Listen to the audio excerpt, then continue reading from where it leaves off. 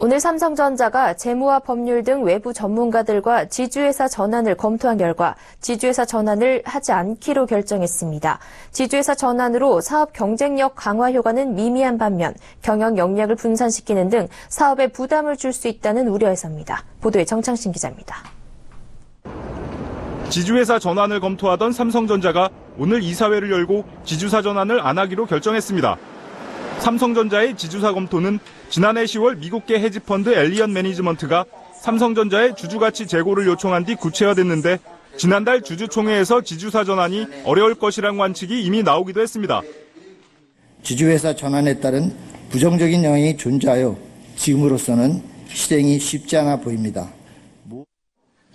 결국 권 부회장의 말대로 오늘 삼성전자는 지주회사 전환이 사업 경쟁력 강화에 별다른 도움이 되지 않고 오히려 경영 역량의 분산 등 사업에 부담을 줄 우려가 있다고 밝혔습니다. 또 현재의 사업 구조가 차별화된 글로벌 경쟁력을 갖췄다고도 설명했습니다. 삼성전자는 지주회사 전환 과정에서 계열사의 보유 지분을 정리해야 하는데 이렇게 하려면 각 회사의 이사회와 주주들의 동의를 받아야 하는 만큼 삼성전자 단독으로 추진하기는 어렵다고 분석했습니다. 또 삼성전자가 지주회사와 사업회사로 분할할 경우 현재 금융계열사가 보유 중인 삼성전자 지분을 매각할 경우도 생기는데 이럴 경우 삼성전자 주가에 불안 요인으로 작용할 가능성도 있는 것으로 관측됩니다.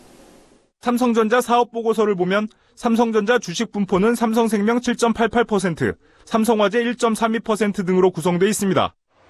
일각에선 이재용 부회장이 구속되고 다음 달 대선 이후 상법 개정이 본격적으로 추진되는 상황에서 지주사 전환에 대한 동력이 떨어진 게 아니냐는 분석도 나오고 있습니다. 지난달 오신환 바른정당 의원이 대표 발의한 상법 개정안은 기업 분할 시 자사주에 대한 신주 배정을 금지하는 내용을 담고 있습니다. 삼성그룹은 당초 삼성전자를 지주회사와 사업회사로 인적 분할한 다음에 지주회사의 자사주를 사업회사에 신주 배정해 지분권을 확보할 계획이었습니다.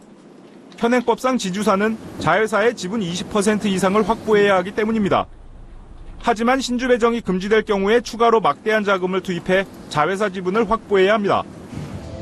이와 별도로 이날 삼성전자는 올 1분기 영업이익 9조 9천억 원의 확정 실적을 발표했는데 반도체 디스플레이 부분에서 7조 5,900억 원의 사상 최대 영업이익을 기록했습니다. 메모리 반도체 가격이 올랐고 고용량 스마트폰 등의 수요가 실적 호조로 이어졌습니다. 소비자 가전 부분은 3,800억 원, IT 모바일 부분은 2조 700억 원의 영업이익을 각각 거뒀습니다. 서울경제TV 정창신입니다.